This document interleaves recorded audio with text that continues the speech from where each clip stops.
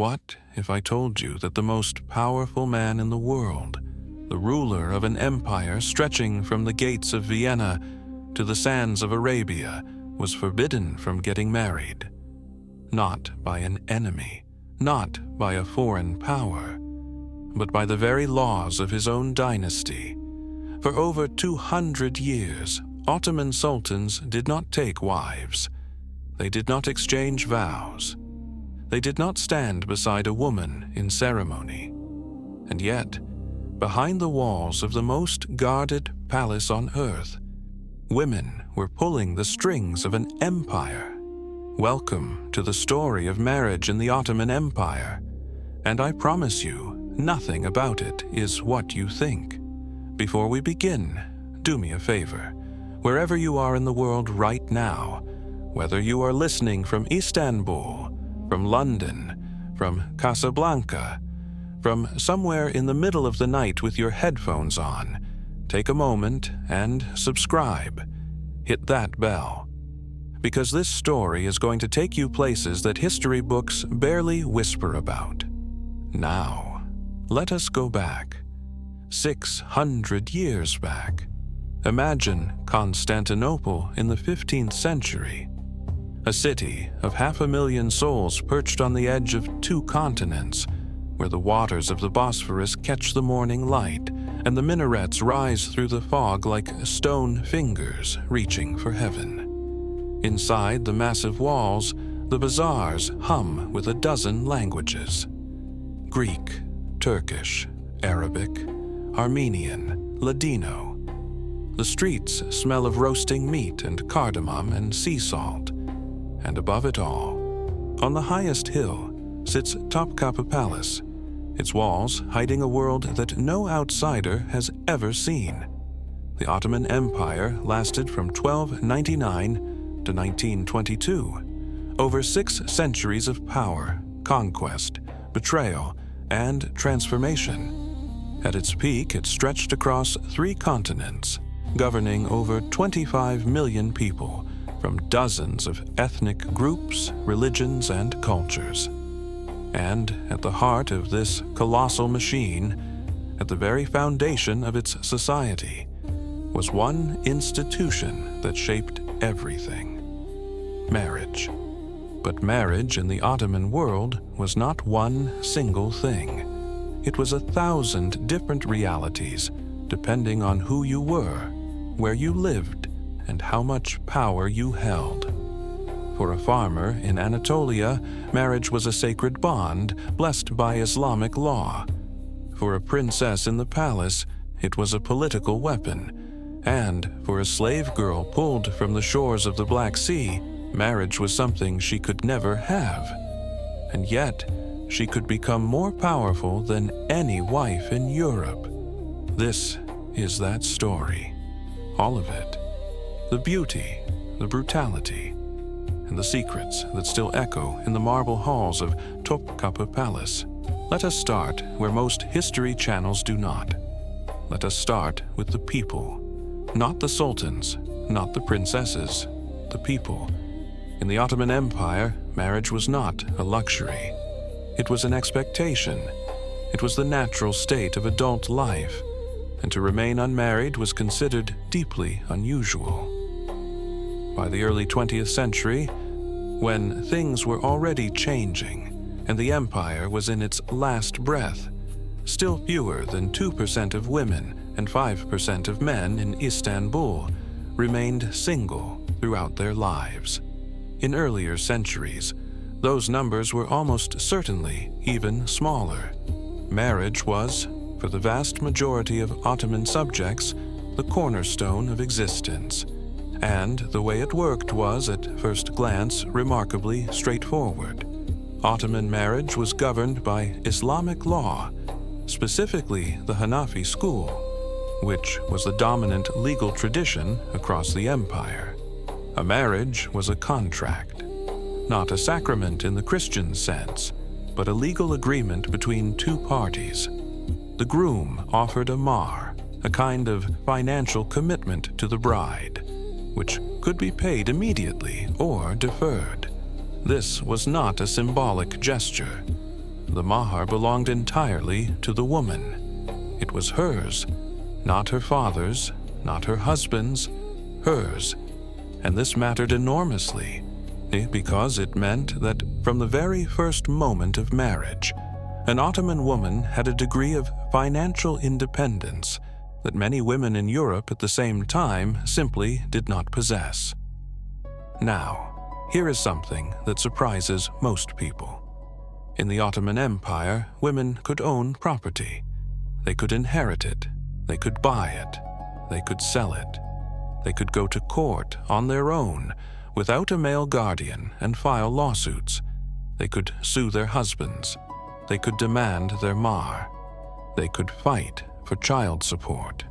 Court records from cities like Bursa, Istanbul, and Kayseri are filled with cases of women standing before a judge and arguing their cause. And they won, often. The Sharia courts, whatever their limitations, were a space where women had recognized legal standing.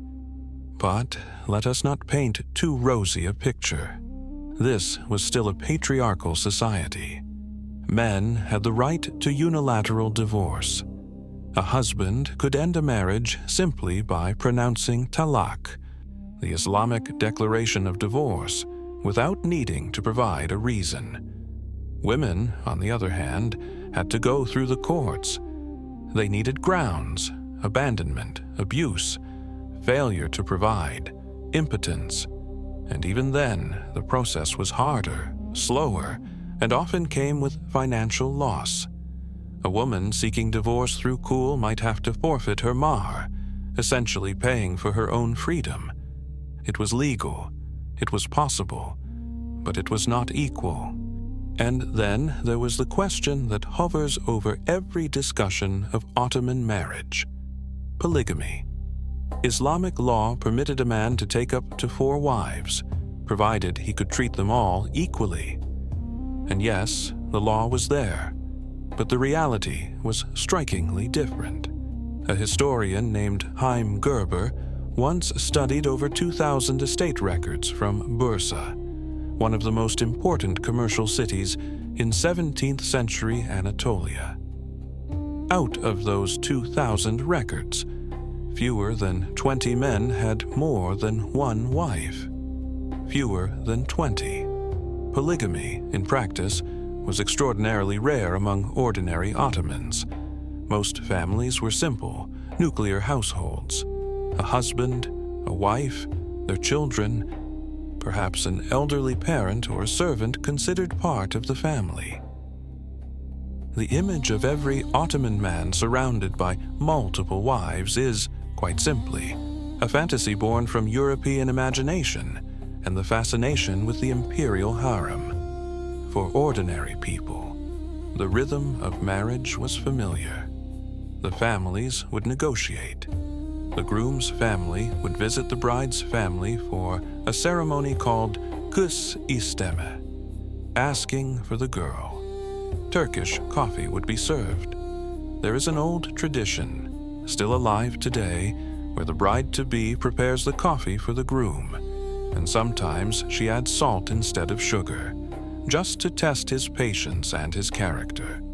If he drinks it without flinching, he passes. The families would agree on terms. The mahr would be settled, and then the preparations would begin for the most extraordinary part of the process. Now, there is another aspect of ordinary Ottoman marriage that rarely gets discussed, and it has to do with the non-Muslim communities of the empire. The Ottoman Empire was not a monolithic Islamic state. It was a mosaic. Greeks, Armenians, Jews, Bulgarians, Serbs, and dozens of other communities lived within its borders, and each group governed its own family law through what was called the millet system. Orthodox Christians followed their own canon law. Jewish communities followed halakha. Each community had its own courts, its own marriage ceremonies, its own divorce procedures. The Ottoman state, for the most part, did not interfere. This meant that marriage in the Ottoman Empire was not one single experience. It was many. A Sephardic Jewish bride in Salonika might have a henna, ceremony remarkably similar to that of her Muslim neighbor, but the religious ritual surrounding the union itself would be entirely different. A Greek Orthodox wedding in Istanbul would follow ancient Christian rites, complete with crowning ceremonies and liturgical chanting, while a Muslim wedding a few streets away would revolve around the signing of a contract and the payment of a mahr. The empire contained multitudes, and its marriage customs reflected that diversity. But across all these communities, certain things were universal: the importance of family, the expectation that adults would marry, the role of the extended family in arranging and approving unions, and the understanding that marriage was not merely a private matter between two people, but a social contract that bound families, communities, and sometimes entire networks of power. In the Ottoman countryside, the wife was not merely a homemaker in the passive sense that some imagine. She was a worker, a partner, and often the economic backbone of the household.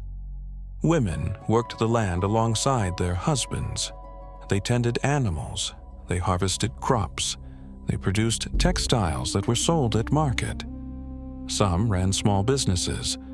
Others earned money through skilled crafts, weaving, carpet knotting, embroidery. A neighboring group of women might band together to go to the market, to visit the hammam, or to attend a picnic outing. Weddings and funerals provided further occasions to leave the house and engage with the broader community. The mother-in-law held a position of enormous authority within the household.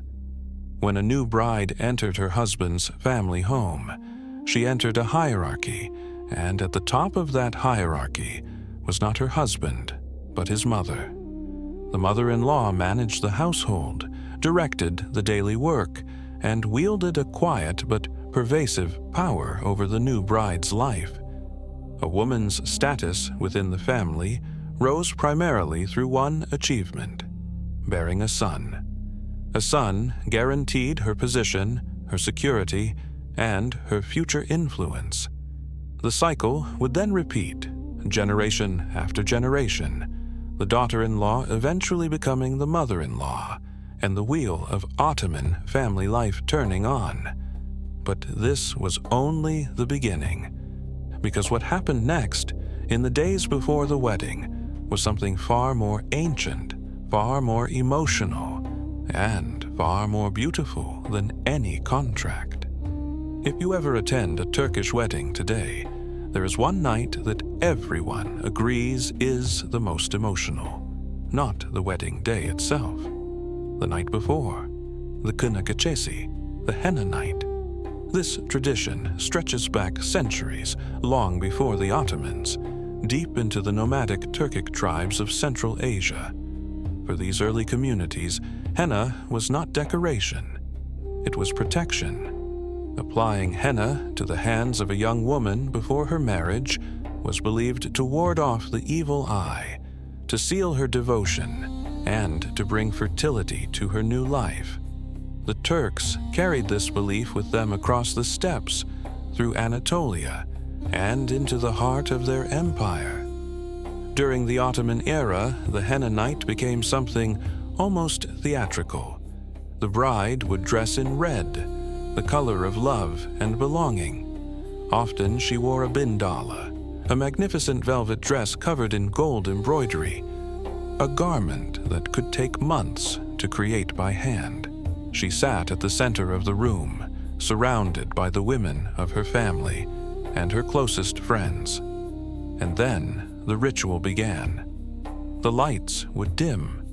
Young, unmarried women would form a circle around the bride, each holding a candle in the palm of her hand, and they would sing old songs about mountains and faraway homes. songs about leaving your mother's house and never coming back the same way. The most famous of these songs, Yüksek Yüksek Tepeler, is a melody about longing, about the high peaks that separate a daughter from her family. And the entire purpose of this moment, the entire goal, was to make the bride cry. Not from sadness alone, but from the overwhelming weight of transformation. She was leaving one life and entering another. The tears were her farewell. Then came the henna itself. An elder woman, usually a woman known for having a long and happy marriage, would prepare the henna on a decorated tray surrounded by candles. The bride would sit with her fists closed. She would not open them. This was tradition. The mother-in-law would then step forward and place a gold coin in the bride's palm. Only then would the bride unfold her fingers, accepting both the henna and, symbolically, her new family. The henna was pressed into her palms, wrapped in cloth, and left to stain overnight. By morning, the deep red marks would remain as a visible sign of her commitment. There is a saying in Turkish culture: henna is applied to three things: the bride, the soldier, and the sacrificial animal. Each represents devotion. Each represents a crossing from one state of being to another. Marriage in the Ottoman world was understood as exactly that: a threshold, a second birth. But the henna night was not the only ritual. There was also the bridal hammam, the Turkish bath. In the Ottoman Empire, the hammam was far more than a place to wash. It was a social institution, a gathering place, and in the context of marriage, a sacred space of preparation. The bridal bath typically took place 7 days before the wedding, and this timing was not accidental. 7 was considered a spiritually significant number, tied to lunar cycles and to beliefs about feminine energy and renewal. The bride, accompanied by her female relatives and friends, would enter the hammam in a procession. Wealthy families would rent the entire bathhouse for the occasion, filling it with musicians, dancers, and elaborate feasts. The bride would be bathed, scrubbed, massaged, and perfumed. Her skin would be cleansed with olive oil soaps, her hair treated with natural oils. It was a ritual of purification, but also of celebration. The women would sing, laugh, share stories. For the bride, it was one of the last moments of her girlhood, spent in the warmth and company of the women who had raised her. And in some regions, the henna night and the hammam ritual were combined. The henna would be applied in the cold room of the bathhouse, the final act in a ceremony that moved from cleansing to blessing to transformation. The warm steam, it was believed, would help set the henna dye deeper into the skin, creating richer, longer-lasting marks. Now, the brides of wealthy families or of the palace itself had henna nights that were spectacles of almost unimaginable opulence. A gold embroidery on every surface, music that lasted through the night, gifts exchanged between families in quantities that would rival a small treasury. But even in the simplest village, even in the most modest home, the henna night happened. It was universal, it was ancient, and it was, in many ways, the emotional heart of the Ottoman wedding. But if the henna night was about farewell, and the bridal bath was about transformation, then the wedding itself was about something else entirely. For the families of the palace, the wedding was about power. And to understand that, we need to step inside the most secretive place in the Ottoman world. Here is a fact that, even today, shocks people when they first hear it. For the better part of their 600-year dynasty, Ottoman sultans did not marry. Let me say that again. The rulers of one of the largest empires the world has ever seen, men who commanded armies of hundreds of thousands, who controlled trade routes spanning continents, who held the title of caliph, the spiritual leader of the entire Sunni Muslim world. These men were not allowed to have wives. Not because they lacked women, the opposite. They had harems filled with them, but not wives, not in the legal, ceremonial sense of the word. And this was not an accident. It was a deliberate, calculated political strategy that shaped the entire Ottoman dynasty. To understand why, you have to understand the logic that the Ottomans built their empire on. In the early centuries, the first sultans did marry. Orhan Gazi, who ruled in the 14th century, married Byzantine princesses as diplomatic gestures. His successors married Serbian princesses, Bulgarian noblewomen, daughters of Anatolian lords.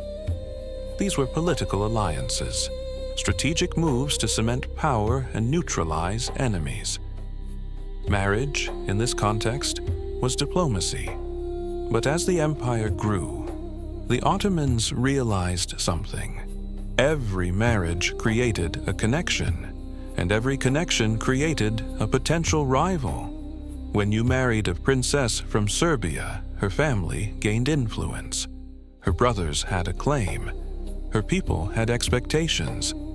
And suddenly, the Sultan was no longer entirely free. He owed something to someone outside his own bloodline. So they stopped. Gradually, over the course of the 15th century, the sultans moved away from dynastic marriage and toward a system that would become one of the defining features of the Ottoman state, the system of slave concubinage. The transition was not sudden. It happened across generations. The early sultans still maintained both legal wives and concubines simultaneously. But over time, the balance shifted. The concubines produced the heirs. The legal wives became rarer and rarer. And by the time Mehmed II conquered Constantinople in 1453, you're transforming the Ottoman state from a nomadic warrior kingdom into a settled empire. The shift was nearly complete. The conquest of Constantinople was not just a military triumph. It was a civilizational turning point, and one of its consequences was the full development of the imperial harem into the institution that would define Ottoman dynastic life for the next 4 centuries. The earlier model of political marriage had its own fascinating stories. Consider Mara Branković, the Serbian princess who became one of the wives of Sultan Murad II in the 1430s. Mara was a devout Christian, and remarkably, she was permitted to keep her faith after marrying the Sultan. She never converted to Islam. She never bore children. And after Murad's death, she not only left the palace, but became a diplomatic figure in her own right, mediating between the Ottoman and Serbian courts. She is one of the few women from this era whose voice, however faintly, echoes through the historical record. When Murad's successor, Mehmed the Conqueror, offered to marry her, she reportedly declined, saying she had sworn never to remarry. The story of Mara Branković illustrates something important. The political marriages of the early Ottoman era were not all tales of powerlessness and submission. Some of these women negotiated, resisted, and carved out spaces of autonomy within a system designed to use them as instruments. But as the empire consolidated, the logic of concubinage prevailed, and the reasoning was devastatingly clear. Here is how it worked. Young women, mostly Christians from the Caucasus, the Balkans, Eastern Europe, and sometimes Africa, were brought into the imperial harem, Some were captured in war. Some were given as gifts by governors, provincial leaders, or the Crimean Khan. Some, remarkably, were offered by their own families, who saw the harem as a path to luxury and influence. These women were not wives. They were legally classified as slaves, but the word slave in this context needs careful handling, because the life of a harem concubine was nothing like what that word conjures in most Western imaginations. These women entered a world of strict hierarchy, intense education, and fierce competition. They learned Ottoman, Turkish, Arabic, and Persian. They studied music, literature, mathematics, embroidery, and the art of conversation. They were groomed not just for the Sultan's bed, but for potential roles as mothers of future rulers. The harem was, in a very real sense, a school. A ruthless one, but a school nonetheless. And at the top of this hierarchy sat the Valid Sultan, the mother of the reigning Sultan. She was the undisputed ruler of the harem. She controlled its finances, enforced its rules, arranged her son's companions, and wielded influence that extended far beyond the palace walls. Foreign ambassadors knew that to gain the Sultan's favor, you often had to go through his mother first. Now, the key to this whole system was a single rule that governed everything. One concubine, one son. If a concubine bore the Sultan a son, she was elevated in status. She was given the title of Haseki or Kadın, depending on the era. She received a salary, apartments, servants, but she was also, in a sense, finished. She was not expected to bear another son.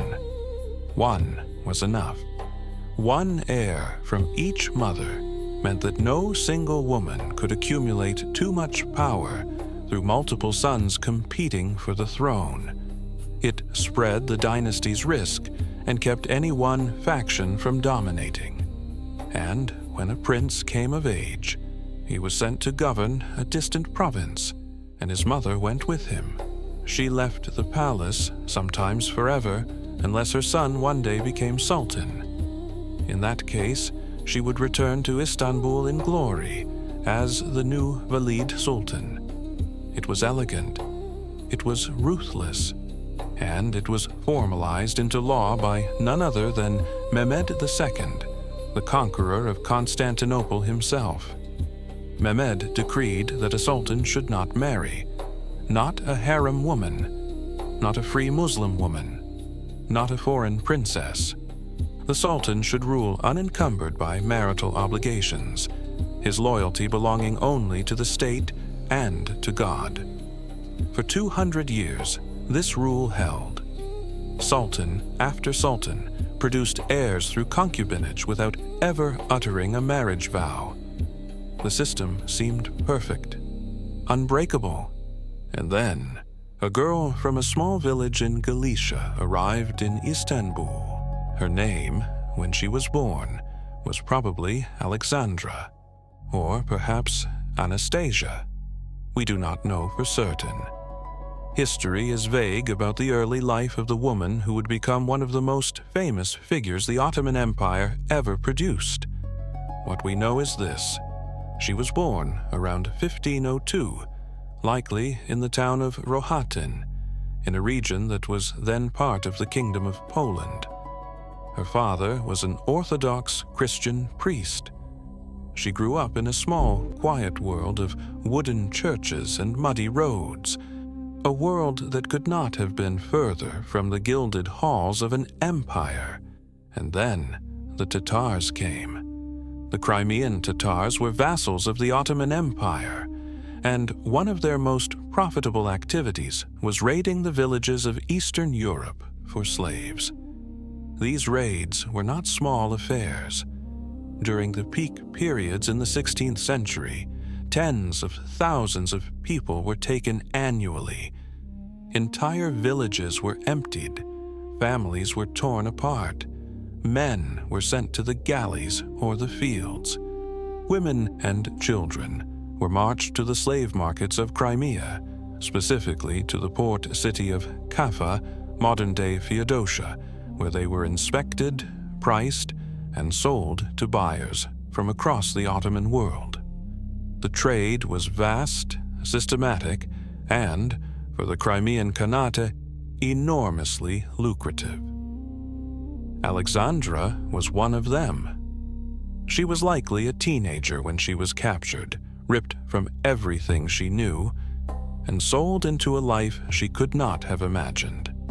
We do not know the details of her journey. We do not know how long she spent in the markets, or who purchased her, or what she felt as she was transported across the Black Sea toward a city she had never heard of. What we know is that she survived, and that survival was only the beginning. She was purchased and eventually brought to the imperial harem in Istanbul, possibly as a gift to the new Sultan, Suleiman, who had just ascended the throne in September 1520. She was given a new name, Hürrem. It means the joyful one, the laughing one, and it was, by all accounts, a fitting name, because from the moment she entered the harem, Hürrem was different. She was clever, witty, charismatic, and fiercely intelligent. She threw herself into her education, mastering Ottoman Turkish, learning mathematics, astronomy, geography, diplomacy, and literature. She reportedly had an interest in alchemy, and excavations at the Edirne Palace later uncovered tools she used for preparing perfumes. But what truly set her apart was the effect she had on Suleiman. The young sultan was captivated, not just physically, but intellectually. He found in Hürrem something he had never found in any other woman in his harem: a companion, an equal, a confidant. In 1521, Hürrem bore Suleiman his first surviving son, Mehmed. This, under normal circumstances, should have been the end of her ascent. One concubine, one son. The rule was clear. But Suleiman did not follow the rule. He kept calling for Hürrem. He kept returning to her, and she kept bearing children, Mehmed, then Mihrimah, a daughter, then Selim, then Abdullah, then Bayezid, and finally, around 1531, Cihangir, who was born with a deformity of his shoulder. 6 children, 5 sons, from one woman. This was an absolute violation of one of the oldest principles of the Ottoman harem, and the court noticed, the ambassadors noticed, the people of Istanbul noticed. Something unprecedented was happening inside Topkapı Palace. But Hürrem was not finished. She was only beginning. According to accounts that circulated widely in Europe and within the empire, Hürrem devised a strategy of breathtaking audacity. She requested instruction in the Muslim faith. Suleiman, delighted, arranged for her education. She studied, she learned, and then she converted to Islam. And the moment she did, she played her card. As a Muslim woman, she told Suleiman her new faith would not permit her to have intimate relations with a man outside of marriage. She could no longer be his concubine. She could only be his wife. The accounts say Suleiman resisted for 3 days. Then he married her. The ceremony took place sometime around 1533 or 1534. It was magnificent. It was unprecedented. And it scandalized the entire empire. Never before had a former slave been elevated to the legal status of a sultan's wife. The court was astonished. The city was astonished. Foreign ambassadors wrote incredulous dispatches back to their capitals. The Sultan of the Ottoman Empire, a man who by law and tradition was forbidden to marry, had taken a wife. And not just any wife. A former slave, a foreign Christian convert. a woman who had come to Istanbul in chains. The rumor that spread through the empire was immediate and unshakable. Suleiman had been bewitched. Hürrem was a witch. She had used sorcery, dark arts, potions brewed from her knowledge of alchemy to enslave the mind of the greatest sultan alive. It was the only explanation that made sense to people who could not fathom what they were witnessing. A man breaking every rule of his dynasty for love. But love is what it appears to have been. Suleiman wrote poetry to Hürrem under the pen name Muhibi, and his verses are among the most passionate in Ottoman literature. He called her my sultan, my everything, the throne of my lonely niche. He remained faithful to her for the rest of his life, never taking another concubine during his entire reign. She was the only woman he desired. Hürrem was given the title Haseki Sultan, a title that had never existed before. It elevated her above every other woman in the empire, including the Sultan's own sisters and daughters. She received a salary of 2,000 akçe per day, an astronomical sum compared to what any previous consort had earned, and she did not leave the palace when her sons were sent to the provinces. She stayed by Suleiman's side, breaking yet another ancient tradition. She was a political force. She corresponded with foreign rulers. She wrote letters to the King of Poland, Sigismund II Augustus, letters that were more than diplomatic gestures. Suleiman himself referred to the Polish king in one letter as your brother and my wife's friend. She attended imperial council meetings. She held discussions with grand viziers and ministers. She controlled appointments and dismissals. She built mosques, schools, hospitals, and soup kitchens across the empire. The Haseki Sultan complex in Istanbul, designed by the great architect Mimar Sinan, still stands today. And Haseki Hospital, which she founded, still serves patients nearly 500 years later. Hürrem Sultan was, in every meaningful sense, the co-ruler of the Ottoman Empire. But power at that level always comes with a price, and for Hürrem, the price was paid in blood. Suleiman the Magnificent had two women who mattered most in his life before Hürrem's dominance became total.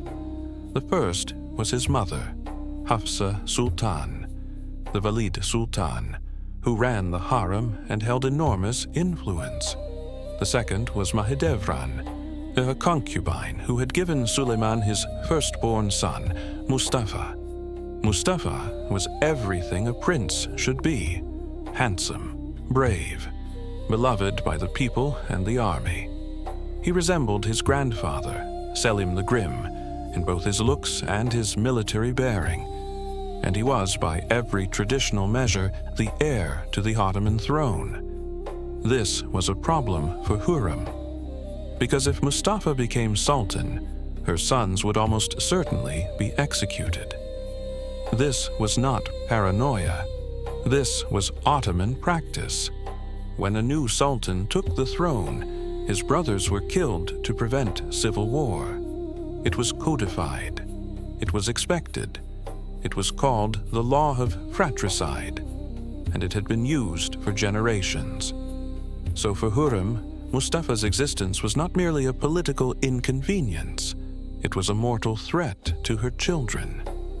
The first obstacle that fell was Ibrahim Pasha, Suleiman's grand vizier and closest companion. Ibrahim was a former Christian slave from Greece who had risen to become the most powerful man in the empire after the Sultan himself. He and Suleiman had been inseparable since their youth. Historians note that they had an extraordinarily close bond, one that some contemporaries described as intimate. They slept in the same bed. They shared secrets. Ibrahim had been given a magnificent palace on the ancient hippodrome. directly across from the Hagia Sophia. Even after Ibrahim married, he continued to spend nights with Suleiman at Topkapi Palace. Ottoman chroniclers referred to Ibrahim using the dual epithet that captured his paradoxical fate: the favorite and the executed. Ibrahim's rise had been dizzying. Suleiman appointed him Grand Vizier and gave him the title of Beylerbey of Rumelia, granting him authority over all Ottoman territories in Europe and command of their armies. Ibrahim was, at the time, only about 30 years old and had no military experience whatsoever. The court murmured. Tongues wagged at this unprecedented promotion from palace service to the two highest offices in the empire. But Ibrahim had a flaw. He was ambitious, and he was not subtle about it. He accumulated vast wealth and made powerful enemies. He quarreled with the finance secretary, Iskender Çelebi, and convinced Suleiman to have the man executed. He supported Mustafa as the future sultan, which put him directly at odds with Hürrem's interests. And there was something else, something that threatened Suleiman personally.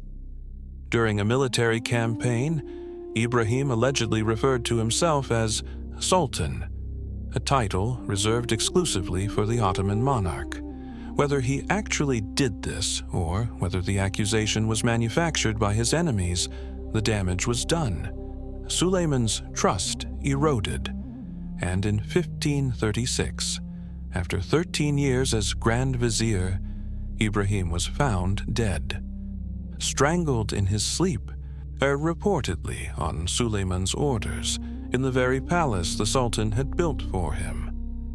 The walls of the room, according to some accounts, bore the marks of a violent struggle. Ibrahim had not gone quietly. Hürrem's role in Ibrahim's downfall is debated by historians.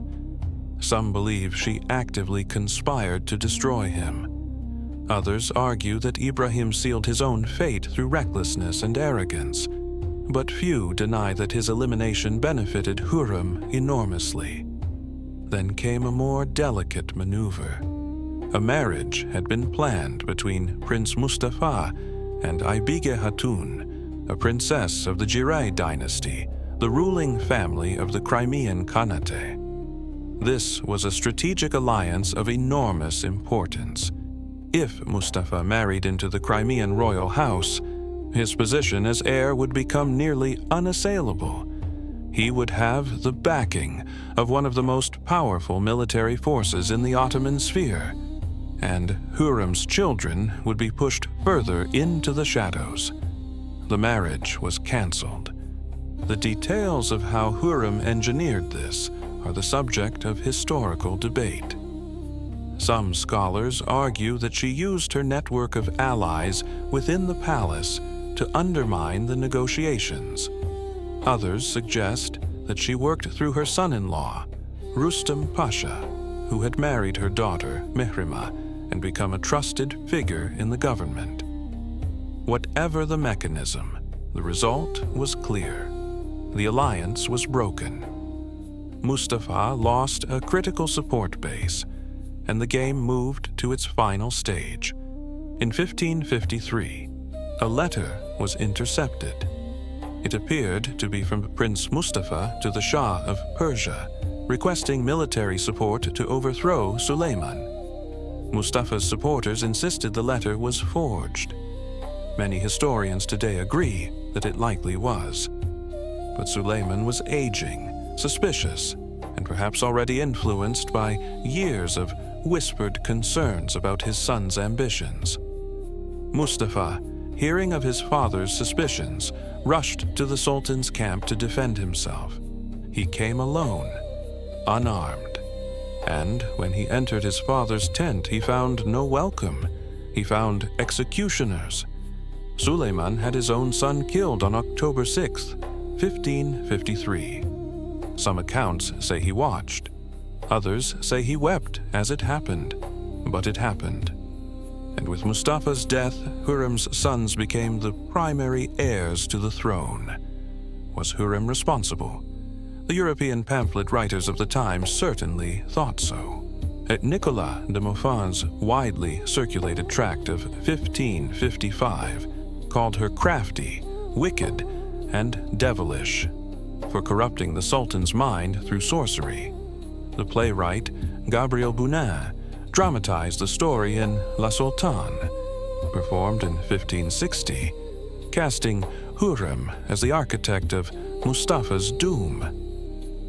But the truth, as always, is more complicated. Mustafa had been growing reckless. His popularity among the troops made Suleiman genuinely uneasy. The threat of a son overthrowing his father was not theoretical in Ottoman history. It had happened before. Hürrem may have encouraged the suspicion. She may have fed the flames. But the fire was already burning. Hürrem Sultan died on April 15, 1558, likely in her mid-50s. The cause of her death is unknown. Suleiman, by all accounts, was devastated. He commissioned the great architect Mimar Sinan to build her a mausoleum beside the Suleymaniye Mosque. Its interior was decorated with exquisite Iznik tiles depicting the Garden of Paradise, a tribute to her name, the Joyful One. When Suleiman himself died 8 years later, he was buried beside her, 2 tombs side by side, in the mosque that bears his name. The love story of Suleiman and Hürrem is, depending on who tells it, either the greatest romance of the Ottoman Empire or its greatest tragedy. Perhaps it is both, because what Hürrem did was not just marry a sultan. She cracked open a door that had been sealed for centuries, and through that door, a flood of powerful women would pour, reshaping the empire for the next 150 years. After Hürrem, nothing was the same. She had proven that a woman could be more than a silent figure behind palace walls. She had shown that a concubine could become a wife, that a wife could become a political force, and that the old rules of the harem were not as unbreakable as everyone believed. And the women who came after her took note. Historians call the period from roughly 1534 to 1683 the Sultanate of Women, the Kadınlar Sultanatı. It is one of the most extraordinary chapters in the history of any empire, anywhere, at any time. For approximately 150 years, some of the most consequential decisions in Ottoman governance were made not by sultans, but by their mothers and wives. These women served as regents, advisors, patrons of architecture, and, in some cases, the de facto rulers of an empire that spanned 3 continents. And here is what makes it even more remarkable. Almost all of these women were former slaves. They entered the palace as captives or gifts, with no family name, no title, no power of their own. They earned everything through intelligence, strategy, and an ability to navigate one of the most dangerous political environments in the world. After Hürrem, the next great figure was Nurbanu Sultan, the mother of Murad III. She was likely of Venetian or Greek origin, captured in the early 16th century. As Valide Sultan, she wielded considerable influence over her son's reign, controlling appointments, managing foreign correspondence, and building charitable foundations across the empire.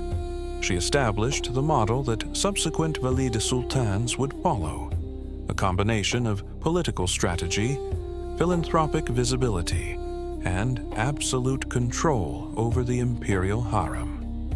Nurbanu understood that visibility mattered. She commissioned the Atik Valide Mosque complex in Üsküdar, one of the largest religious foundations in Istanbul, and through her patronage, she demonstrated to the empire that the Valide Sultan was not merely a figurehead.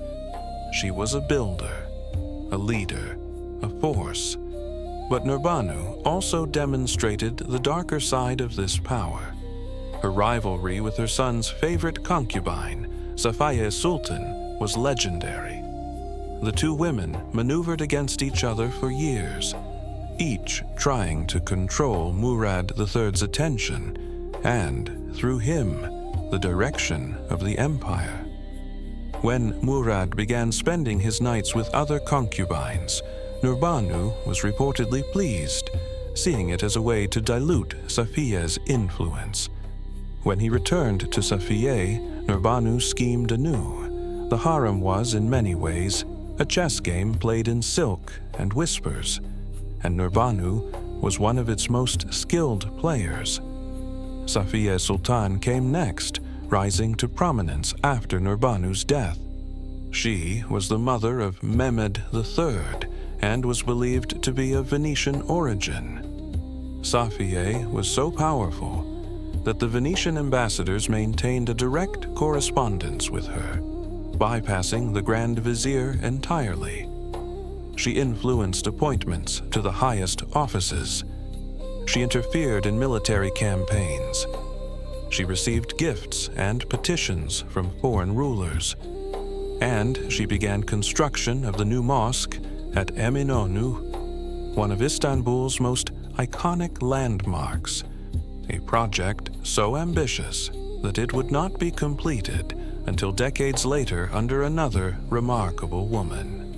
The mosque's construction required the demolition of an entire neighborhood, and its unfinished state after Safiye's fall from power stood for years as a monument to the fragility of even the most powerful woman's position. The Venetian ambassador was not the only foreigner who recognized the power of these women. In 1599, Queen Elizabeth I of England sent Safiye Sultan a personal gift, an ornate carriage, among the first ever seen in Istanbul. The message was clear. The Queen of England considered the Valide Sultan of the Ottoman Empire her equal, a fellow ruler worth cultivating. But something else was changing during this period that made the Sultanate of Women possible. A structural shift in the Ottoman system itself.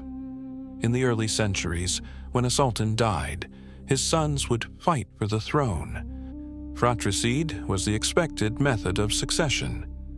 The winning prince killed his brothers and became sultan. But in 1603, during the reign of Ahmed I, something changed. Ahmed refused to kill his brother Mustafa. Instead, he confined him to a section of the palace called the cafes, the cage. From that point forward, Ottoman princes were no longer sent to the provinces to govern and gain experience. They were kept locked inside the palace, often from childhood, denied the education and exposure that previous princes had received. This created a dynasty of weak, inexperienced, and sometimes mentally unstable rulers. And when a young, unprepared sultan sat on the throne, someone had to actually run the empire. That someone was, increasingly, his mother. The Valide Sultan became the most important political figure in the Ottoman state after the Sultan himself. She controlled the harem, she managed the treasury, she influenced appointments to the highest offices, and when her son was a child or incapable, she served as regent. The Valide's apartments in Topkapı Palace were the nerve center of the empire. Nothing happened without her knowledge or consent, and no woman embodied this power more completely than the one who came next. Her birth name was Anastasia. She was born in 1589, somewhere in the Balkans, possibly on the Greek island of Tinos, possibly in Bosnia. The details of her early life are obscured by time, but her path to Istanbul followed a familiar route. Enslaved as a child, she was brought to the palace of a provincial governor, where her extraordinary beauty, intelligence, and aptitude for learning caught the attention of the Valide Sultan, Handan Sultan. she was sent to the imperial harem and given the name Kösem, a word that some sources translate as leader of the flock. At around 15 years of age, she became the Haseki of Sultan Ahmed I, the young ruler who had broken the tradition of fratricide. Ahmed was captivated by her, much as Suleiman had been captivated by Hürrem nearly a century earlier. Kösem bore him at least 8 children, 5 sons and 3 daughters. She was given a salary of 1,000 aspers per day. The English envoy, Thomas Roe, noted that she had governed Sultan Ahmed, and the Venetian ambassador Contarini wrote that she was listened to in some matters. In truth, she was listened to in most matters. But Kösem's true reign began after Ahmed's death in 1617. What followed was a period of extraordinary political turbulence. Ahmed's brother Mustafa was briefly placed on the throne, but proved mentally unstable. He was deposed, replaced, deposed again. Then, Kösem's son Murad IV became sultan in 1623 at the age of 11. He was a child. He could not rule, and so Kösem became Naib-i Sultanate, regent of the Ottoman Empire. For the next 9 years, Kösem Sultan effectively ran one of the largest empires on earth. She oversaw all matters of governance. She attended cabinet meetings from behind a screen, hidden from view but present, listening, directing. She managed the empire's finances, its military campaigns, its diplomatic relations. She installed and removed grand viziers. She navigated a treacherous political landscape with a skill that many of her male counterparts could not match. When Murad came of age, he took over governance himself. He ruled with a heavy hand, sometimes consulting his mother, sometimes ignoring her. But Kösem's influence never fully waned, and when Murad died in 1640, likely from the effects of chronic alcohol consumption, his younger brother Ibrahim became sultan. Ibrahim was Kösem's last surviving son. He had spent years confined in the cafes, and the experience had left him deeply traumatized. He was paranoid, erratic, and increasingly unfit to rule. Kösem tried to guide him, but Ibrahim pushed her away. He left the palace and surrounded himself with advisors who catered to his worst impulses. The empire suffered. Corruption spread. Military discipline collapsed. Eventually, Kösem concluded that Ibrahim had to go. She conspired with the janissaries and high-ranking officials to have him deposed. On August 8, 1648, Ibrahim was removed from the throne and imprisoned. 10 days later, he was executed by strangulation. The new sultan was Mehmed IV, Ibrahim's 6-year-old son. And once again, a child sat on the Ottoman throne. The natural regent would have been Mehmed's mother, Turhan Hatice Sultan. But Kösem was not ready to relinquish power. She assumed the unprecedented title of Büyük Valide, Grandmother, and attempted to retain control. What followed was a rivalry that would end in blood. Turhan Sultan was young, but she was determined. She built her own faction within the palace and the military. She cultivated allies among the eunuchs, the court officials, and the pasha class. Kösem, sensing the threat, began to plot. According to the Ottoman historian Naima, Kösem planned to dethrone Mehmed IV and replace him with his younger half-brother, Suleiman, whose mother would be easier to control. She allegedly arranged for the palace gates to be left open so that loyal janissaries could enter and eliminate Turhan. But one of Kösem's own slaves, a woman named Meleki Hatun, betrayed the plot to the chief black eunuch, Suleiman Ah. Turhan was warned, and she struck first. On the night of September 2nd, 1651, eunuchs loyal to Hürrem Sultan entered Kösem's quarters. The details of what happened next are preserved in multiple accounts, and they are grim. Kösem was found hiding behind a wardrobe. One account says she had attempted to flee through a small gate in the Harem, but found it locked. She was dragged out and confronted by her killers. Some accounts say she fought. She was, after all, a woman who had survived 6 decades in the most dangerous political environment in the world. Fighting was what she knew, but the numbers were against her. She was strangled. Some accounts say the killers used the cords from a curtain. Others, more dramatically, say they used her own braids. The Wojciech Bobowski manuscript, a rare account of daily life at the Ottoman court, describes the scene in stark detail, leaving no doubt about the brutality of the act. She was 62 years old. She had controlled the Ottoman Empire for over 30 years, serving as regent for 3 different sultans, influencing a 4th, and shaping the politics of an age. No other woman in Ottoman history had held power for so long or wielded it so forcefully. The reaction to her death was immediate and intense. Crowds gathered near Topkapı Palace. The city went into mourning for 3 days. Many of Istanbul's poor, the debtors she had freed, the orphan girls she had provided with dowries and homes, wept openly. The janissaries who had supported her were furious. The political crisis that followed shook the foundations of the government. Grand Vizier Siyavush Pasha and the Sheikhul Islam, who had authorized the actions against Kösem's supporters, were both dismissed in the aftermath. Hürrem Sultan took power as regent, and she proved to be the last of the great Valide sultans. She was, according to some historians, the most powerful of them all, as she did not merely listen to cabinet meetings from behind a screen. She spoke.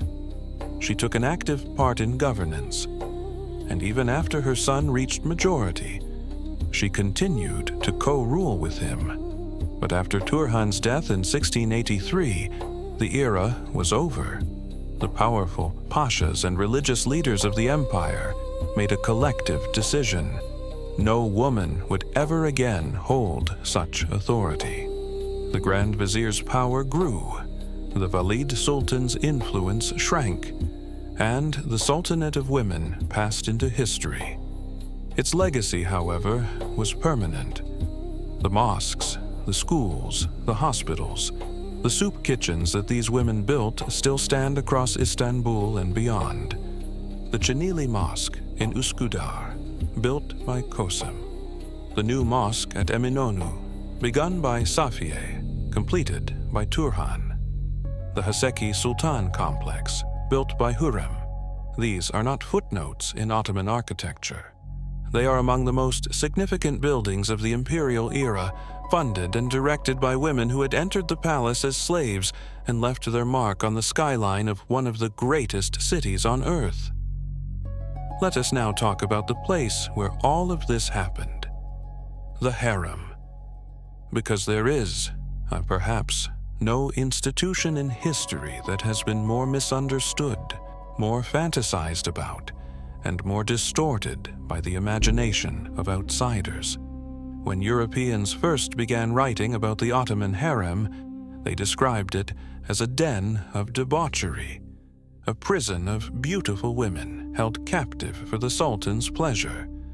Orientalist painters filled canvases with languid nudes, reclining on silk cushions, attended by servants and surrounded by luxury that bordered on decadence. These images sold well in Paris and London and Vienna. They were erotic, exotic, and almost entirely fictional.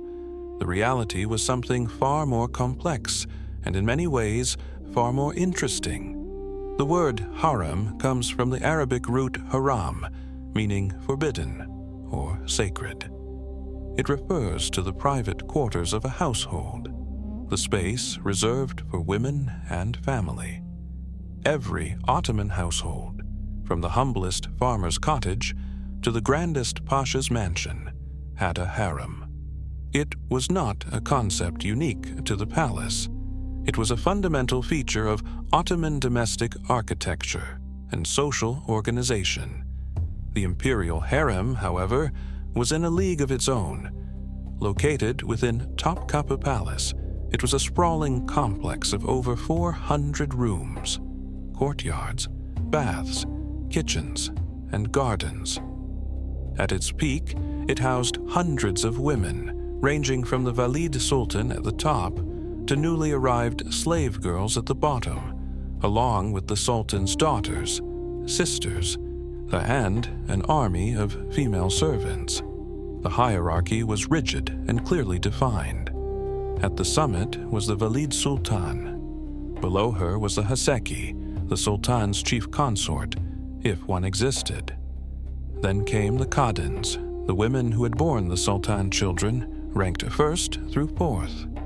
Below them were the Iqbals, the women who had caught the Sultan's eye but had not yet borne a child.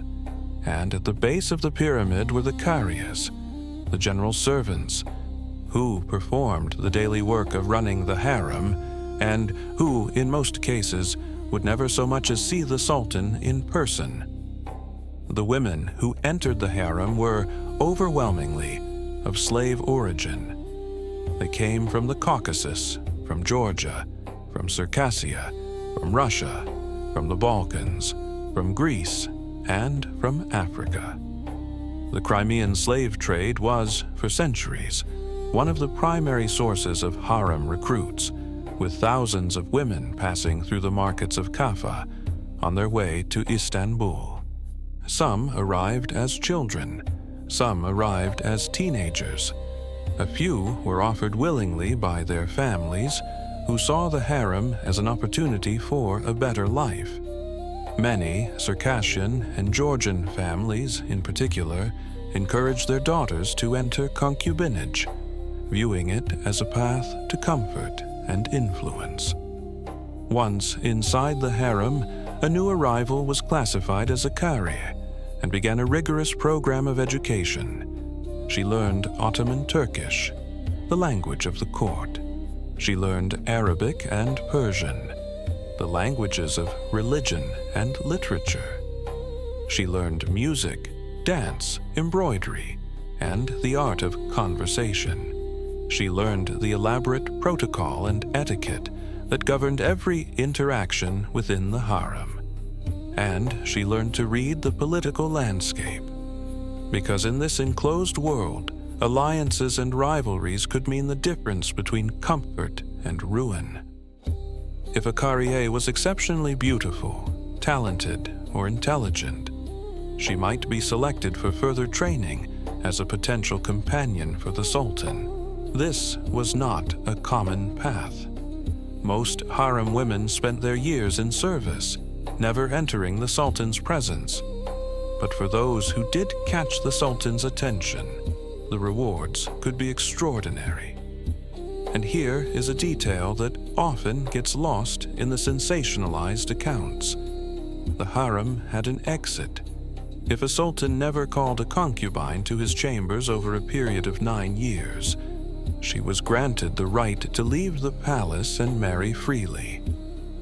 When a new sultan ascended the throne, the previous sultan's concubines were typically manumitted, freed from slavery, and either married off to suitable husbands or provided with pensions. The harem was not, despite its portrayal in European art, an inescapable prison. The eunuchs were the other essential figures in this world. The harem was guarded and administered by 2 groups of eunuchs: white eunuchs, who oversaw the outer service, and black eunuchs, who controlled access to the inner harem itself.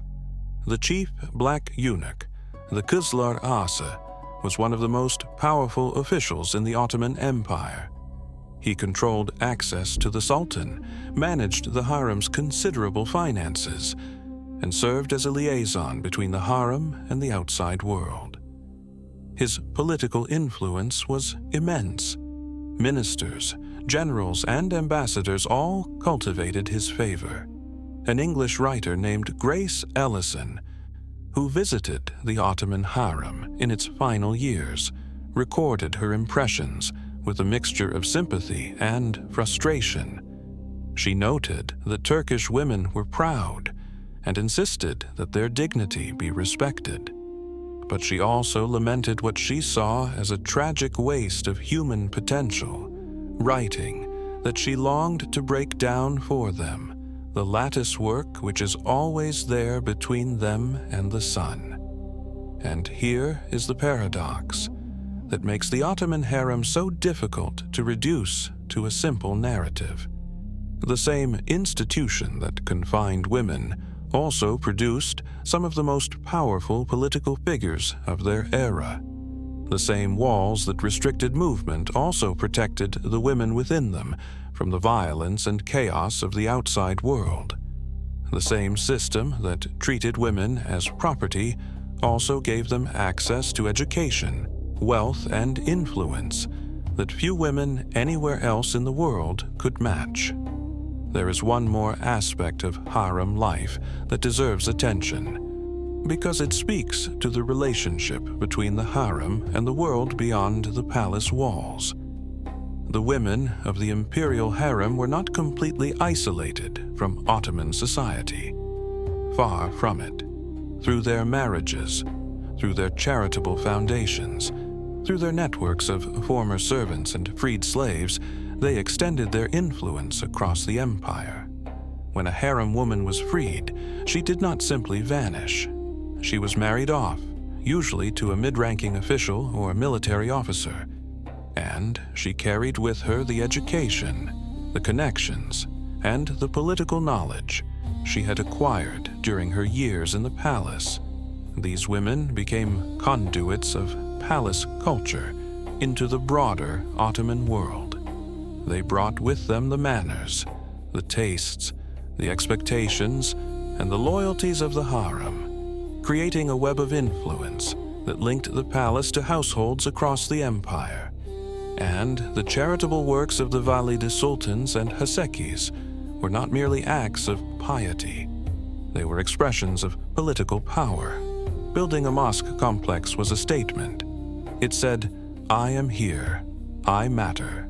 My name will be carved in stone and remembered for centuries." And remembered they were.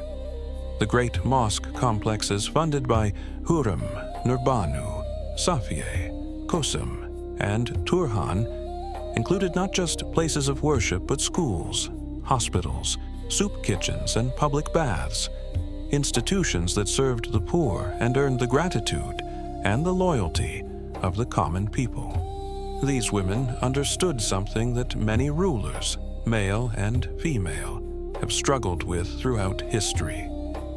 Power is not just about commands. It is about being loved. The Ottoman harem produced poets, scholars, musicians, and political thinkers. It produced women who managed budgets larger than those of some European kingdoms. It produced mothers who raised sultans and grandmothers who buried them. And it did all of this behind walls that most of the world never saw, in rooms that most historians have only recently begun to explore with the seriousness they deserve. The harem was not a brothel. It was not a paradise. It was something far more nuanced, a world of its own, with its own rules, its own politics, its own tragedies, and its own triumphs.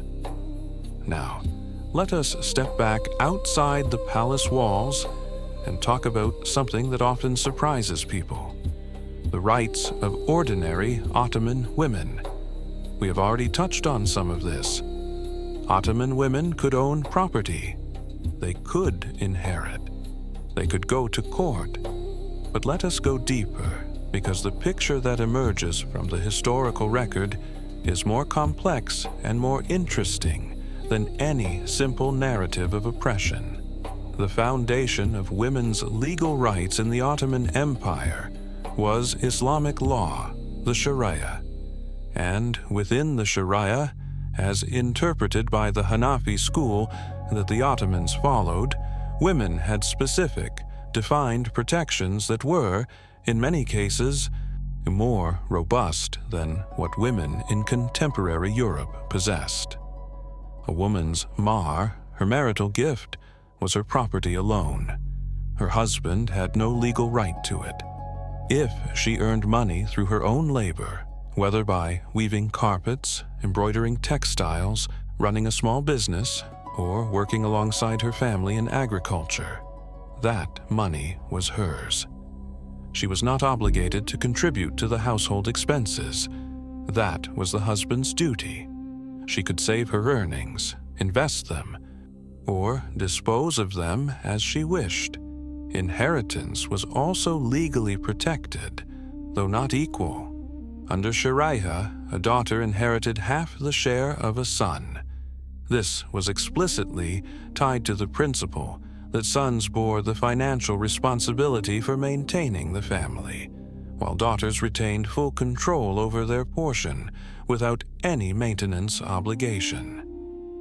Court records from the 18th century show that women initiated around 30% of all property disputes, and in Galata, the cosmopolitan district of Istanbul, Muslim women claimed their inheritance in nearly 1 in 5 cases.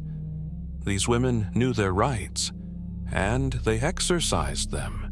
Divorce was possible for women, though the process was more difficult than for men. A man could divorce his wife through talaq, a unilateral declaration. A woman had to petition the court and provide grounds: neglect, abuse, abandonment, failure to provide maintenance, impotence, mental illness. These were all recognized reasons for a woman to seek dissolution of her marriage.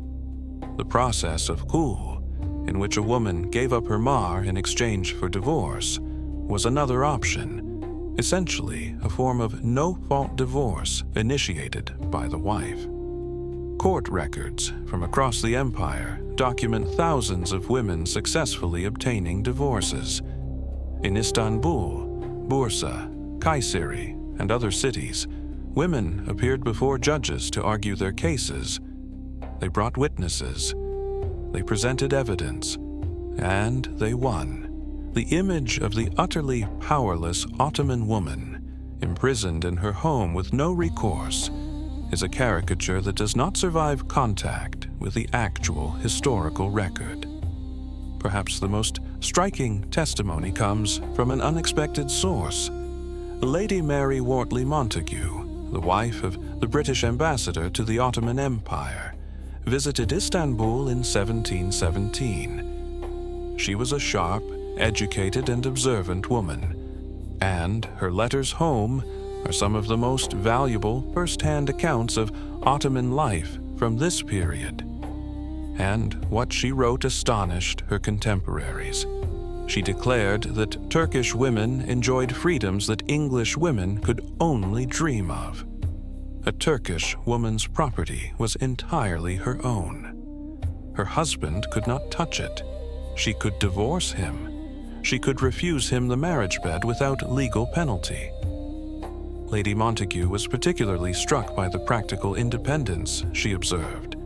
She noted that the veiling and seclusion that Europeans interpreted as oppression actually provided Ottoman women with a kind of anonymity that could be liberating. Beneath the veil, a woman could move through the city unrecognized. She could visit friends, conduct business, even carry on affairs without anyone knowing who she was. It was, Lady Montagu suggested, a kind of freedom that the high visibility of European women did not allow. Whether one agrees with this interpretation or not, it demonstrates how different the reality of Ottoman women's lives was from the European stereotype. She also observed something about Turkish women's attitude toward themselves, that left a lasting impression. They were, she wrote, proud, and insisted that their dignity be respected. This was not the cowering, submissive figure that European literature had led her to expect. These were women who knew their worth and were not afraid to assert it. Lady Montagu wrote that in no other country did women enjoy themselves as much. Now, Lady Montagu was not an objective observer. She was making a political point, contrasting what she saw in Istanbul with the legal constraints that English women faced under the common law principle of coverture, which essentially absorbed a woman's legal identity into her husband's upon marriage. Ottoman women, by comparison, maintained their legal personhood throughout their married lives. But even accounting for Lady Montagu's rhetorical intentions, the evidence supports her core observation. Ottoman women, within the constraints of a patriarchal society, possessed a degree of legal autonomy that was, by the standards of the time, notable. As for polygamy, we have already discussed its rarity among ordinary people, but it is worth lingering on this point, because it is one of the most persistent myths about the Ottoman Empire. Yes, Islamic law permitted up to 4 wives. Yes, the Sultan's harem contained dozens or even hundreds of women. But for the average Ottoman man, polygamy was not just unusual, it was actively frowned upon. Social customs discouraged it, the financial burden was immense, and the community expected monogamy.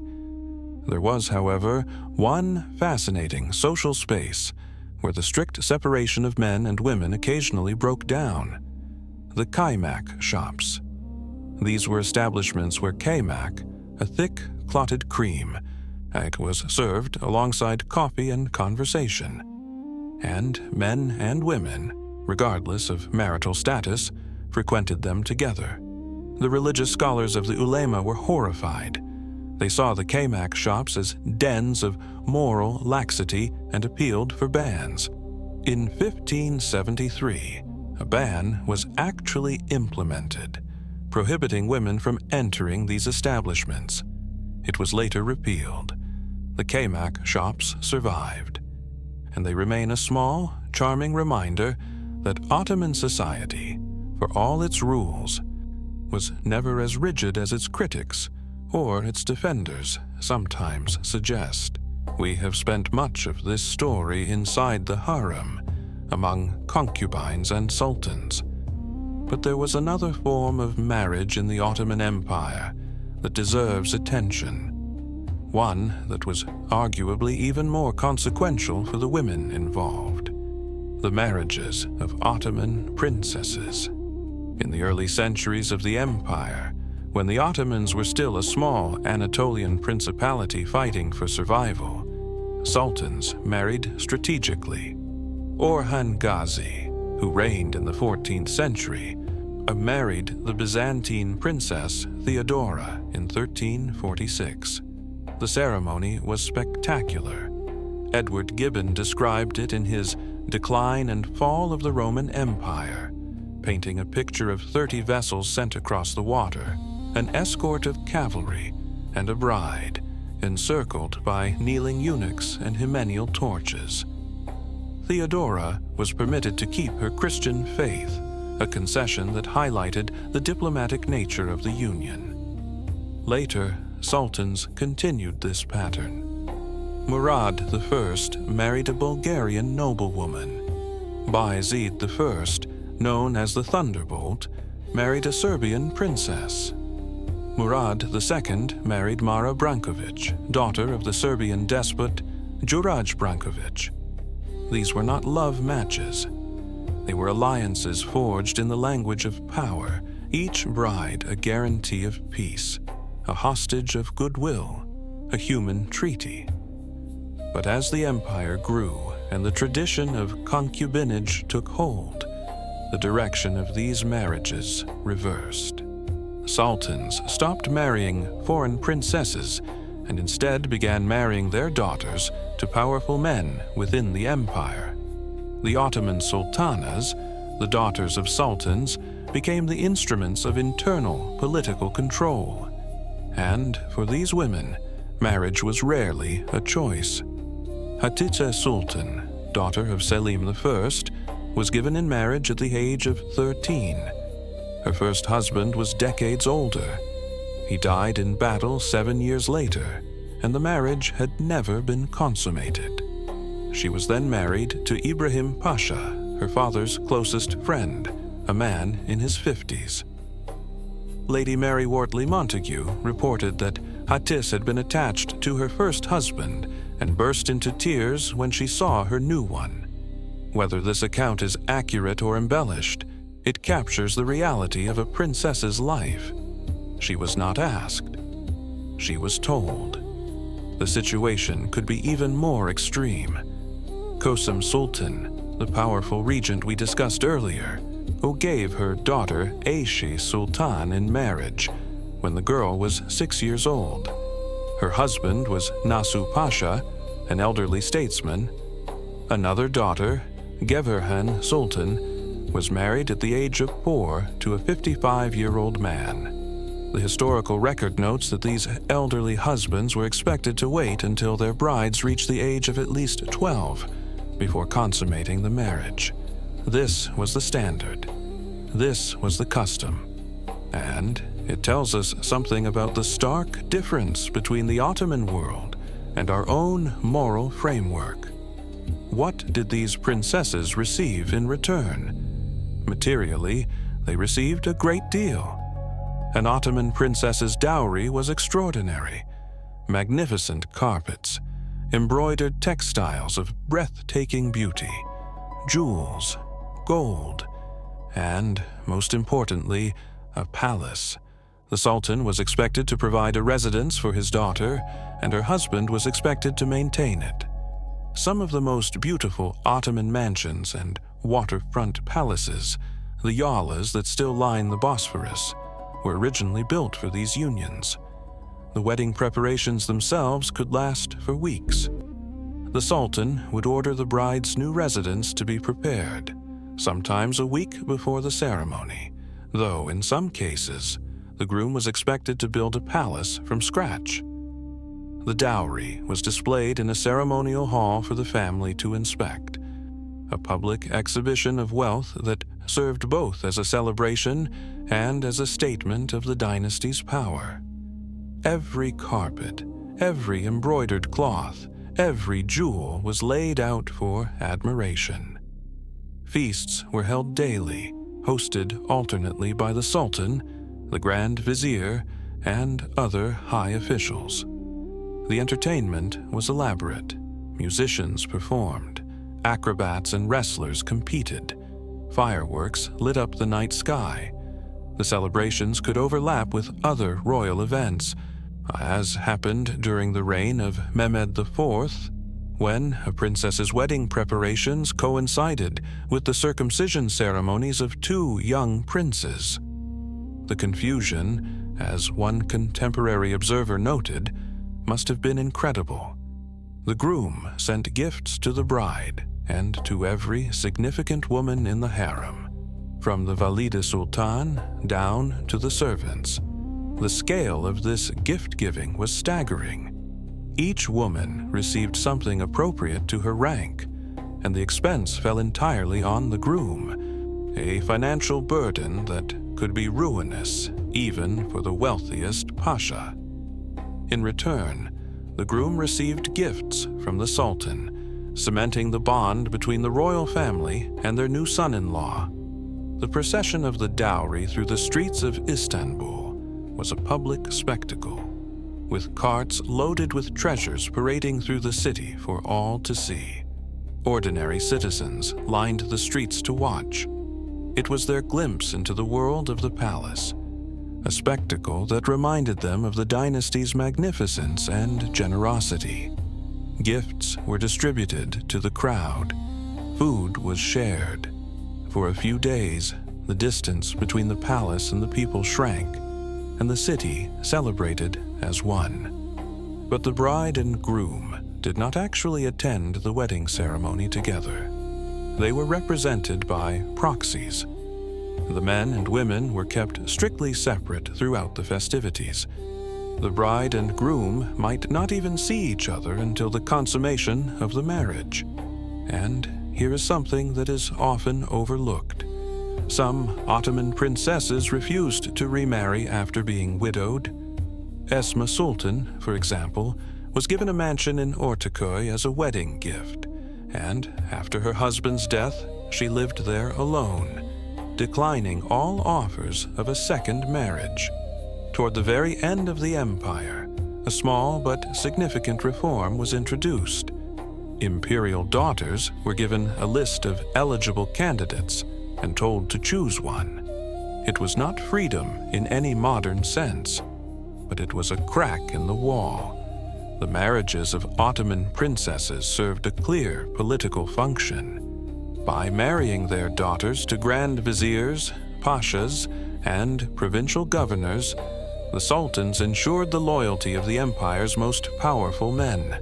A pasha married to a sultana was bound to the dynasty by blood, by honor, and by the implicit threat that his wife's father could destroy him at any moment. It was an effective system. It was also, for the women caught within it, often a life of isolation, unfulfilled expectations, and quiet endurance. The 19th century arrived, and with it came a series of convulsions that would shake the Ottoman Empire to its core. Military defeats, territorial losses, the rise of nationalist movements across the Balkans and the Arab world. And in the middle of all this upheaval, a growing realization among Ottoman intellectuals that the empire's institutions, including its laws of marriage and family, needed to change. The period known as the Tanzimat, meaning reorganization, began in 1839 with the Edict of Gülhane and lasted until 1876. It was an era of sweeping reforms aimed at modernizing the Ottoman state, centralizing its administration, and, in theory, guaranteeing the rights of all its subjects regardless of religion. But one area that the Tanzimat initially left untouched was family law: marriage, divorce, inheritance, guardianship. These were considered matters of personal status, governed by religious law, whether Islamic, Christian, or Jewish, and the reformers were reluctant to intervene. But pressure was building, and it was coming from multiple directions. Ottoman women were beginning to organize. In 1868, an article in the progressive journal Taraki, signed by 3 ladies, complained about the segregation of women in public transportation. They pointed out that women paid the same fares as men, but were forced into filthy, inferior compartments. They questioned why their honor needed to be protected by being treated like second-class citizens. It was one of the first public expressions of feminist consciousness in Ottoman history, and it would not be the last. Women's journals began appearing in Istanbul. Taraki Muhadarat followed the women's movement in Europe and published articles demanding higher education, equality in employment, and the reform of marriage laws. Some authors attacked the institution of polygamy directly. Fatma Aliye, one of the most prominent Ottoman women intellectuals of the late 19th century, debated the issue publicly with conservative scholars. She argued that polygamy weakened men, impoverished families, and served no rational purpose in a modern society. Her opponents countered with religious tradition and appeals to cultural identity. The debate was fierce, public, and remarkably modern in its arguments. The real catalyst for change, however, was not ideology. It was war. World War I devastated the Ottoman Empire. Hundreds of thousands of men were killed. cities swelled with refugees, the economy collapsed. And women, especially poor women in Istanbul and other urban centers, found themselves in desperate circumstances. Married women whose husbands had disappeared on distant battlefields could not obtain divorces because their husbands were not present to grant one. Without divorce, they could not remarry. Without remarrying, they had no means of support. Many were driven into destitution.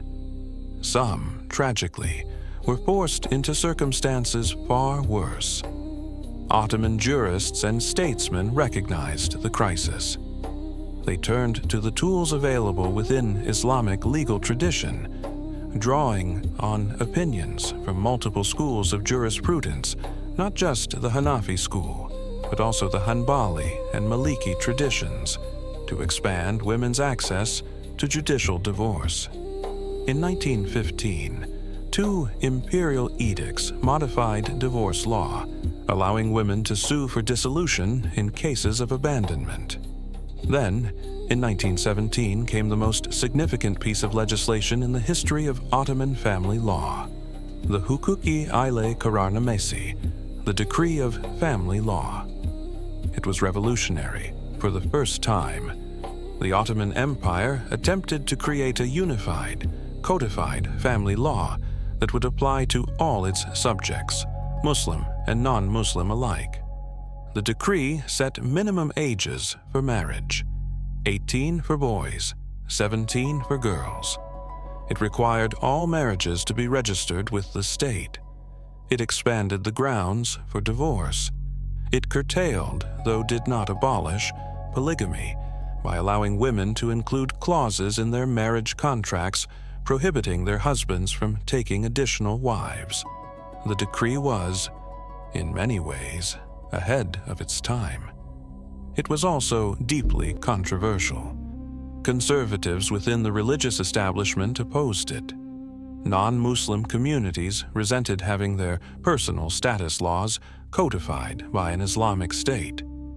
The decree was short-lived. Provisions affecting non-Muslims were abrogated just 2 years later. But the precedent had been set. The Ottoman state had asserted its authority over the most intimate sphere of its subjects' lives, and in doing so, it had created the first codified Islamic family law in history, a legal innovation that would influence family law reform across the Muslim world for decades to come. The debates over polygamy during this period were particularly revealing. They were not dry legal discussions.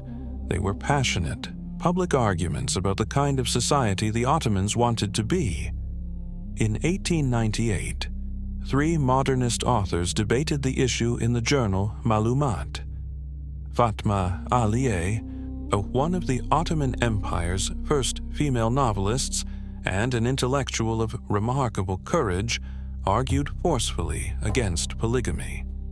The legal scholar Mahmoud Esad joined the debate, as did Ismail Gasprinsky, a Russian Muslim reformer. Their exchange touched on everything from European colonialism to international trade, from the health of families to the strength of the state. Fatma Aliye's argument was devastatingly simple. Polygamy impoverished families. It exhausted men. It created jealousy, a conflict, and emotional devastation. It served no purpose in a modern society, and clinging to it in the name of tradition was not piety, but stubbornness. On the other side, the Ottoman novelist Ahmet Mithat Efendi captured the human dimension of the debate in his play Eva, which depicted the agony of a man who loved both of his wives equally and could not choose between them.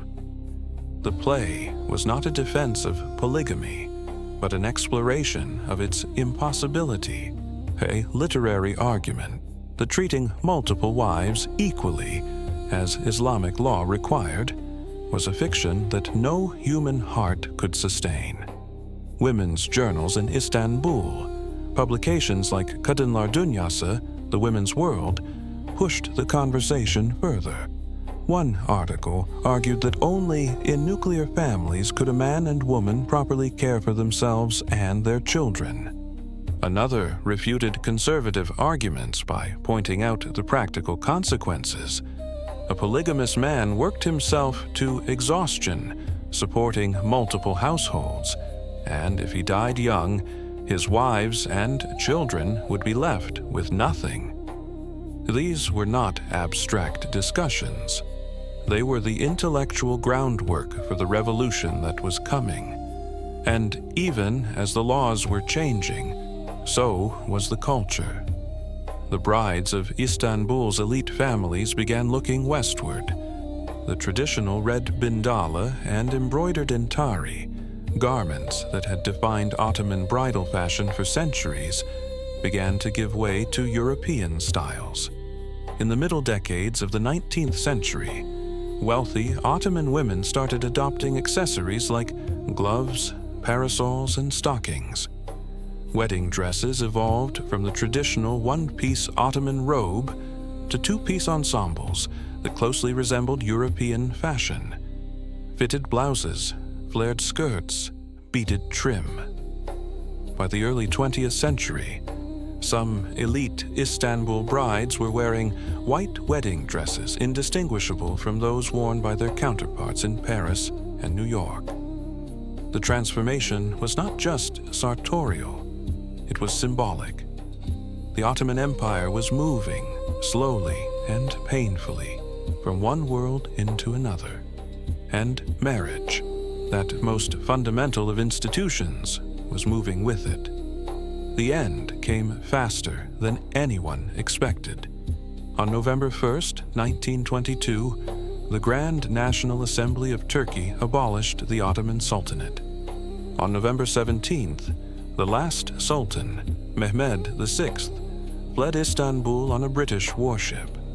On March 3rd, 1924, the Caliphate was abolished, and every member of the Ottoman dynasty was exiled from Turkey. 600 years of imperial rule, erased in a matter of months. The man who orchestrated this transformation, Mustafa Kemal Atatürk, had a vision for the new Turkish Republic that extended deep into the realm of family and marriage. He believed that a nation could not be modern if half its population was excluded from public life. He believed that the future of Turkey depended on the full participation of women in education, in work, and in governance, and he was willing to use the full force of the law to make it happen. In 1926, Turkey adopted a new civil code modeled directly on the Swiss civil code. The choice was deliberate. The Swiss code was considered the most progressive in Europe, and by adopting it, Turkey signaled its intention to leap not from the Islamic legal tradition to a European one, but directly to the cutting edge of European legal thought. The change was total. Islamic family law was abolished entirely. Polygamy was banned outright.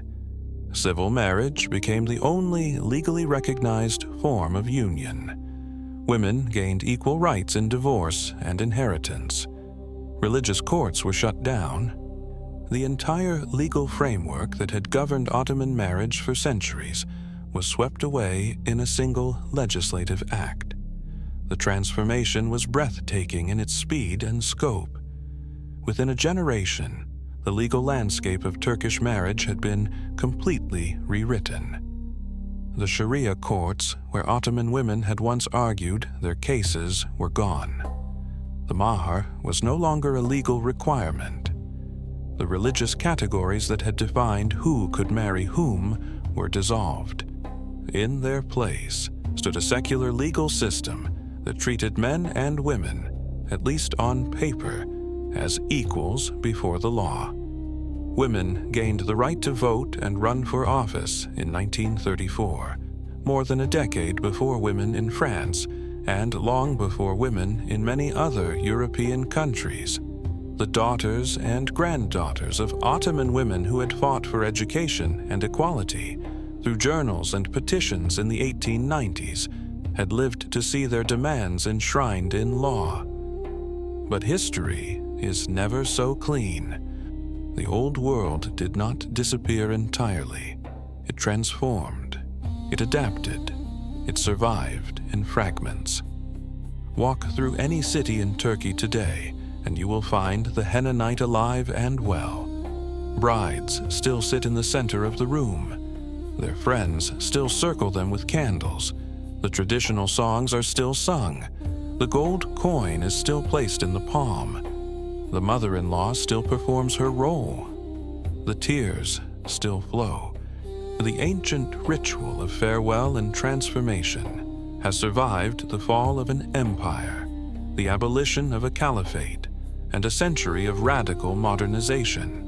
The bridal Harem has experienced a revival. Historic bathhouses in Istanbul, including one that bears Hürrem Sultan's name near the Hagia Sophia, now offer wedding packages that combine Ottoman tradition with modern luxury. Brides walk through the same marble chambers where Ottoman women walked 500 years ago, performing rituals that connect them to a past they may know only through television dramas and history books. And the gold. The tradition of gifting gold to newlyweds persists across Turkey, one of the most enduring customs of Ottoman marriage culture. At weddings, guests pin gold coins and jewelry onto the bride and groom, a practice that serves both as a blessing and as practical financial support for the young couple beginning their life together. Even the bindala, the magnificent velvet dress covered in gold embroidery, has not vanished. Many Turkish brides today wear a modern version of the bindala during their henna night, honoring a tradition that stretches back to the heyday of the Ottoman court. The dress has changed, simplified, adapted, but it endures. The name itself, bindala, means 1,000 branches, referring to the intricate patterns of leaves and flowers that were painstakingly embroidered onto the velvet. A traditional bindala could take artisans months to complete, each stitch carrying the weight of centuries of Ottoman aesthetic tradition. Today, the bindala has become a symbol of cultural continuity, a bridge between a world that no longer exists and a world that cannot quite forget it. And there is one more thing that survives, something intangible, but perhaps the most important legacy of all: the idea that marriage in Turkey is a communal event, not a private affair between two individuals, but a celebration that belongs to the family, the neighborhood, the community. Turkish weddings today are still enormous by Western standards. Hundreds of guests, sometimes thousands, 3 days of celebration, music that echoes through the streets, gold pinned to the clothes of the bride and groom, the father covering his daughter's head with a veil and tying a red belt around her waist, the groom stepping on the bride's foot at the threshold, a playful power struggle that dates back centuries, names of single friends written on the bottom of the bride's shoes, with the belief that the name that fades fastest belongs to the person who will marry next. These customs did not appear from nowhere. They are the living, breathing descendants of traditions that were shaped during 6 centuries of Ottoman rule. They have been adapted, modernized, sometimes commercialized, but their roots are deep, reaching down through the layers of history to a time when the empire straddled the world, and marriage was the institution that held it all together.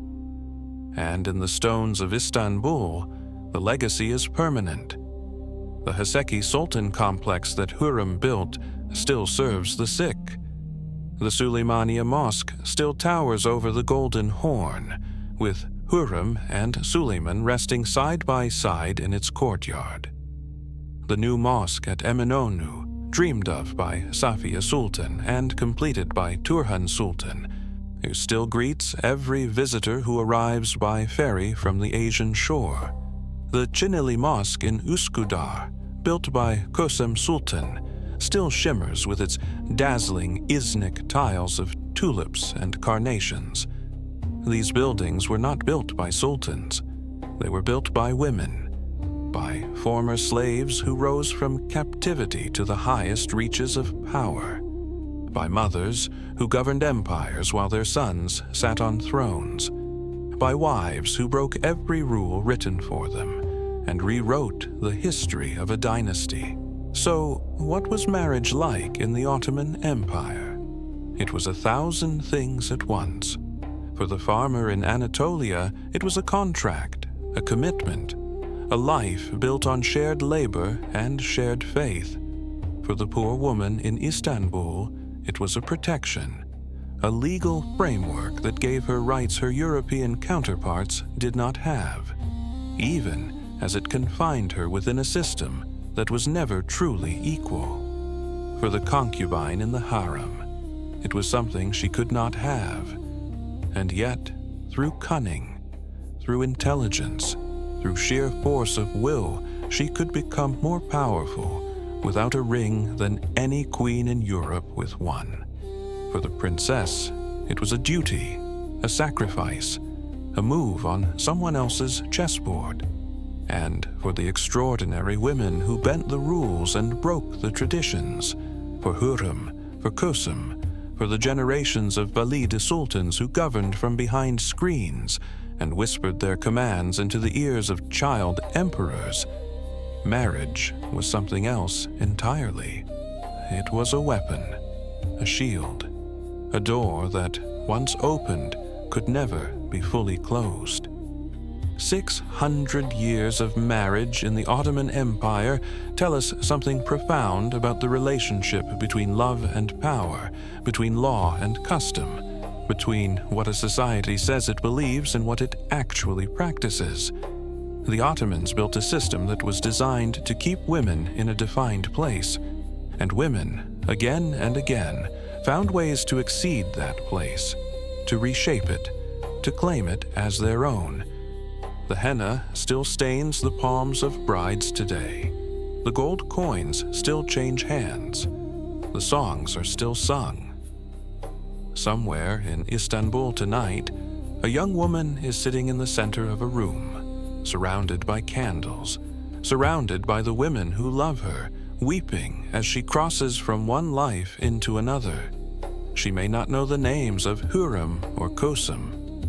She may not know the history behind the ritual she is performing, but she is connected to them nonetheless, through the henna, through the tears, through 6 centuries of women who turned marriage into something the world had never seen before.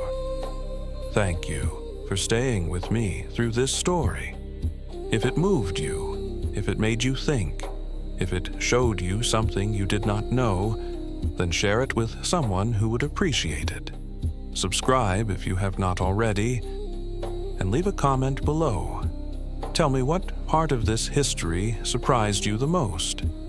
Until next time, take care of yourselves, and remember, history is never just about the past. It is always, always about us. And one last thought before I leave you. There is a mausoleum behind the Süleymaniye Mosque in Istanbul. Inside it, the walls are covered in tiles that depict a garden, not just any garden. The Garden of Paradise. Flowers of every color bloom across the ceramic panels, frozen in eternal spring. This was the tomb that Suleiman the Magnificent built for Hürrem, for the slave girl who became his wife, his advisor, his partner, and his heart. Yet next to it stands Suleiman's own tomb, simpler, more austere, as though even in death he wanted her to have the more beautiful resting place.